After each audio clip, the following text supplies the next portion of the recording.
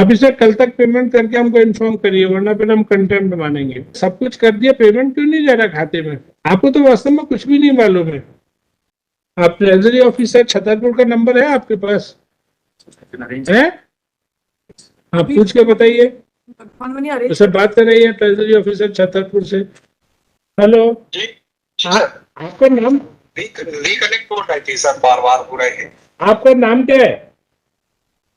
Sir मेरा नाम विनोद कुमार श्रीवास्तव है सर। मिस्टर विनोद कुमार सिंह, इनके केस में ये पेमेंट क्यों नहीं हुआ? ये अप्रैल से 15 अप्रैल से बिल भी जनरेट हो गया, सब हो गया, इनका पेमेंट किस वजह से नहीं हुआ है? Commissioner cooperative is present with Lord, ये ग्रेचुटी वाला मैटर है जिसमें आपने पहले डायरेक्शन दिया था कि पेमेंट हो जाए, तब ये ना आए और ये पेमेंट नहीं करे, फिर उसके बाद कहे कि हमने तो लिख दिया है इसलिए अब हमारा जिम्मेदारी खत्म।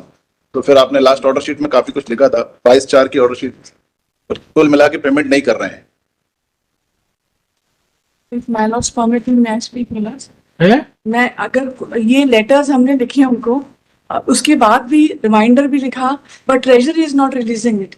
रिलीज का पावर साहब ट्रेजरी के पास में, अमाउंट रिलीज करने का पावर। मतलब हम अगर आपकी बात माने तो ये कि जैसे एक हाथ होता है, हाथ कैसे मैं करबद्ध हूँ, लेकिन नहीं करबद्ध नहीं, पहले पूरा समझना पड़ेगा, वो हर बार समझना पड़ेगा, 100 बार सुनना पड़ेगा। तो आपका हाथ की एक उंगली कहेगी भैया हमने तो काम कर दिया, हम नहीं जाने, बाकी 4 लोगों के खिलाफ कंटेम्प्ट चलाओ, हमने तो अपना कर दिया। हमने तो टेढ़ी उंगली, क्या वो कहते हैं टेढ़ी उंगली से घी निकलता है, तो हमने तो घी निकाल के रख दिया। अब अगर वो आगे प्रॉब्लम है तो, अगर डिपार्टमेंट में कोऑर्डिनेशन नहीं है, आप हो ना उपायुक्त सहकारिता, अगर आपका किसी ऑर्डर को कोई ट्रेजरी ऑफिसर नहीं मानता तो आपने उससे बात की, आपने उससे चिट्ठी लिखी।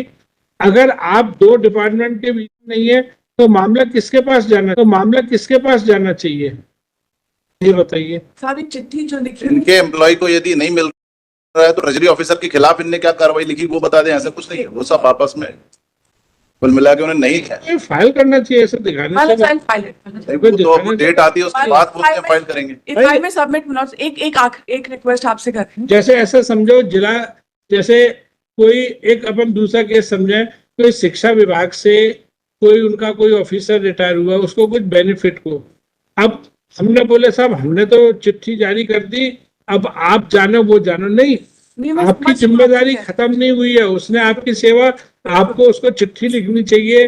मामला किसी तीसरे व्यक्ति के पास भी जा सकता है, वरिष्ठ अधिकारी के पास भी, आपको वो मामला उठाना चाहिए। कोई ट्रेजरी ऑफिसर कोई ऐसा थोड़ी है कि उनके ऊपर कोई ऑफिसर नहीं है, आपको उनका आप सीनियर ऑफिसर को, अपने रैंक के दूसरे सीनियर ऑफिसर को लिखना चाहिए।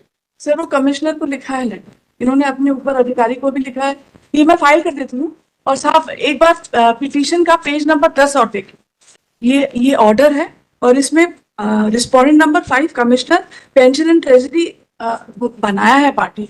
तो मेरा यही निवेदन था कि अगर ये पार्टी बना देंगे तो कंप्लायंस और जल्दी हो जाएगा, बस ये आपसे निवेदन, क्योंकि अभी उनके ऊपर दबाव है ही नहीं, बस वो चिट्ठियां ही हम रिक्वेस्ट ही कर सकते हैं।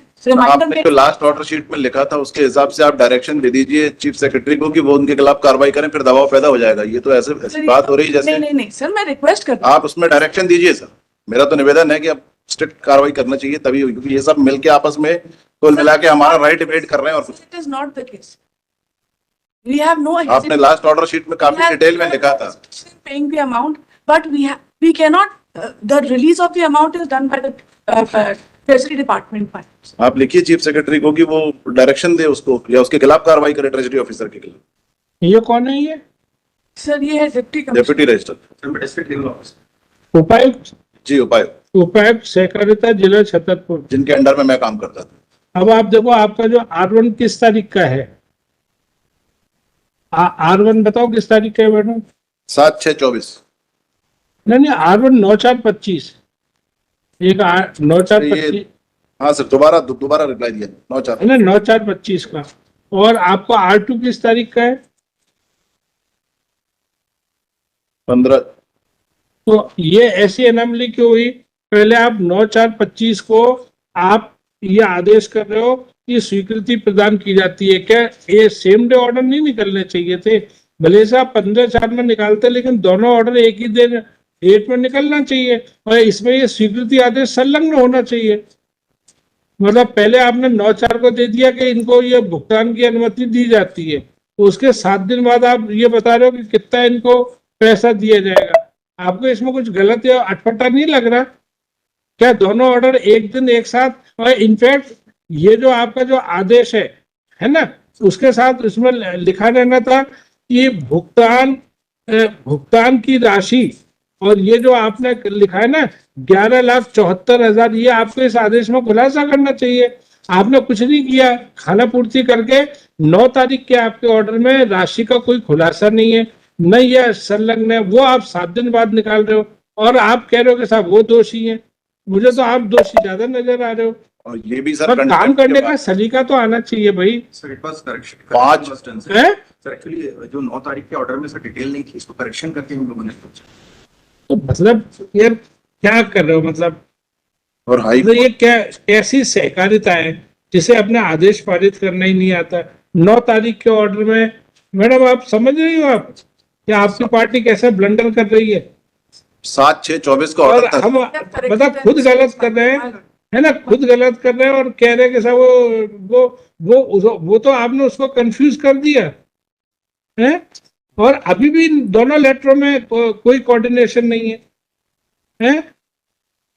और 7/6/24 का ऑर्डर था, 1 साल तक आपने कोई कंप्लायंस अब नहीं ये किया, जब हम R1 contempt में आए में- तब ये सब हो रहा है। R1 के साथ आपने कुछ इसको लगा के दिया नहीं, है ना, और जो आपने R2 पास किया उसमें R1 का कोई हवाला नहीं है। आप बता दो इसमें अगर R1 का कोई हवाला हो R2 में। 15/4/25 में आपने लिखा, इसमें आपने लिखा क्या बताइए? हाँ, इसमें आपने लिखा है कि परिवार कार्यालयीन आदेश दिनांक 29 छतरपुर, हाँ, तो भुगतान का आदेश पारित किया गया है। और फिर ये आपके आदेश के बाद भी इतना टाइम हो गया, अभी तक पेमेंट नहीं हुआ। अभी आप देखो तो अभी पिक्चर अभी बाकी है। आपको पे बिल आपने कब जनरेट किया है? पे बिल किस तारीख को जनरेट किया है आपने बताइए? हैं? सेम डे का, ये जो 15/4 का जो लेटर है उसी के साथ जनरेट हुआ। क्या मालूम मैडम, एक्चुअली ये आप बता रही हो जबकि आप ये प्रोसीजर बिल्कुल नहीं जानती, और जिन्होंने दस्तखत किए वो चुपचाप खड़े। मुझे देखना पड़ेगा इसमें। हाँ तो देखिए ना क्या, इसमें डेट नहीं है। आप देखिए ना, Mandated है आप वो। देखिए बताइए फॉर्मा बस ये है। आपने कब जनरेट किया पेमेंट? 9 तारीख को आप आदेश कर रहे हो, 15 तारीख को आप उसका कैलकुलेशन शीट लगा रहे हो। अब पेबिल किस तारीख का ये भी नहीं मालूम है। वैसे इसमें इनके जो हेड हैं कमिश्नर कोऑपरेटिव, वो भी पार्टी है। Your lordships can direct him to take immediate action against all the officers who are responsible for this. आप इसे कल तक पेमेंट करके हमको इन्फॉर्म करिए, वरना फिर हम कंटेम्प्ट मानेंगे। है ना, आप कल तक पेमेंट करिए और हमको इन्फॉर्म करिए। आपने पार्टी से पूछ लिया? हाँ, बिल्कुल पार्टी सर, बिल्कुल। आज बात हुई आपकी? हाँ बिल्कुल, है? आज बात हुई।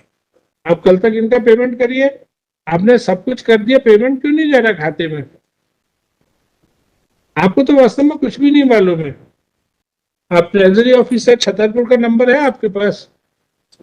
है? आप पूछ के बताइए, उससे बात कर रही है ट्रेजरी ऑफिसर छतरपुर से, क्यों नहीं उसने पेमेंट किया? If my lords deem it fit, my lords may direct the treasury officer to, in the order itself, just release. Madam, जो काम चंद सेकंडों में हो जाता है उसे ऐसे बार बार बढ़ाना। My lords, I bow down to. पहले वकील लोगों को अपने पार्टी की पूरी पूछ लेना चाहिए कि भाई क्या बात है।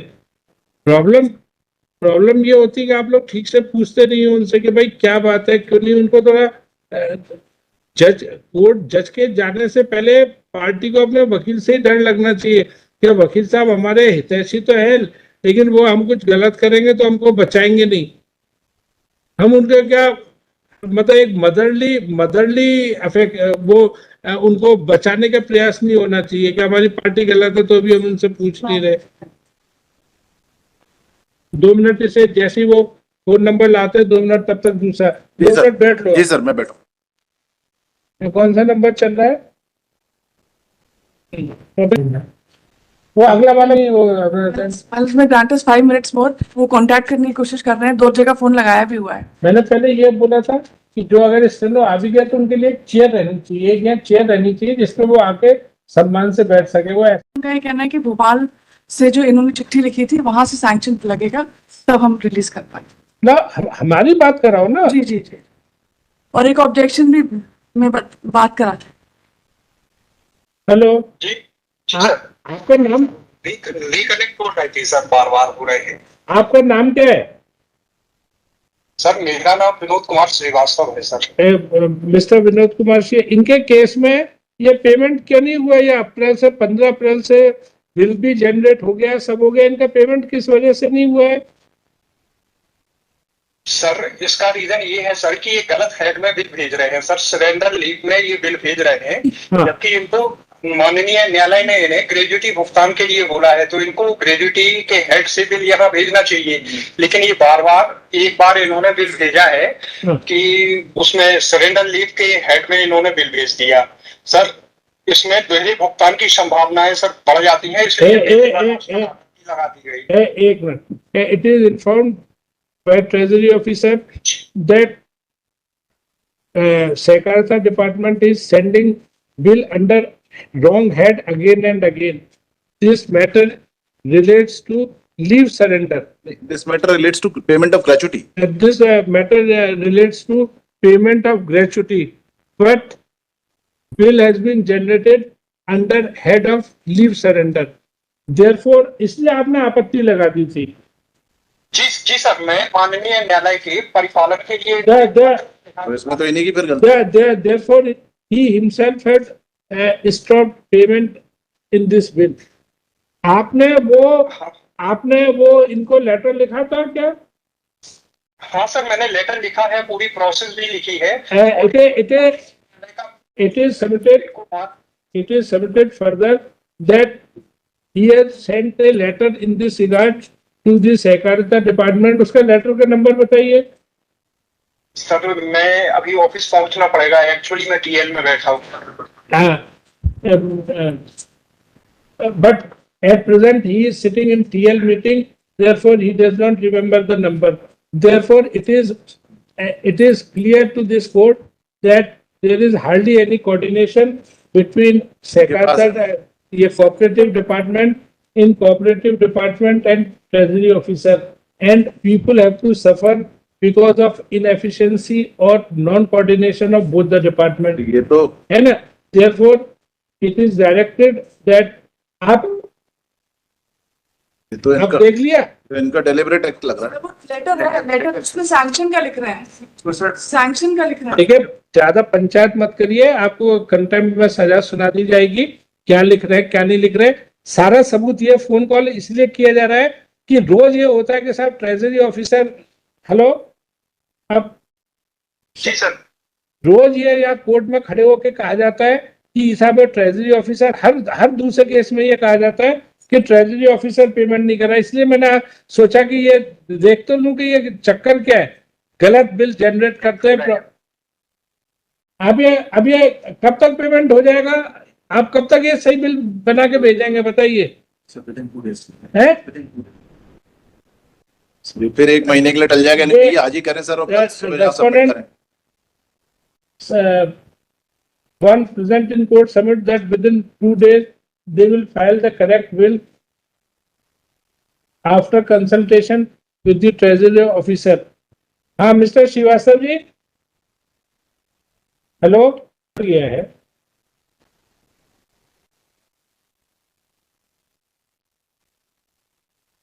जी मैडम। अरे मैडम नहीं है, साहब है। ये कह रहे हैं कि 2 दिन में सही बिल लगा देंगे। आप आवाज सुन रहे हैं? हेलो, तो पहले ही पे कर देते सर। ये कह रहे हैं कि 2 दिन में बिल लगा देंगे सही। आपसे चर्चा करके आप कितने दिन में क्लियर कर देंगे? पेमेंट पार्टी के खाते में कितने दिन में पहुंच जाएगा? कितने दिन के अंदर? हेलो,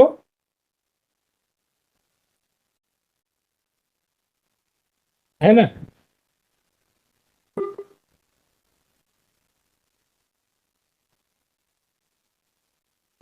हेलो, हाँ जी सर। ये कह रहे हैं कि 2 दिन में लगा देंगे, आप कितने दिन में बिल क्लियर कर देंगे?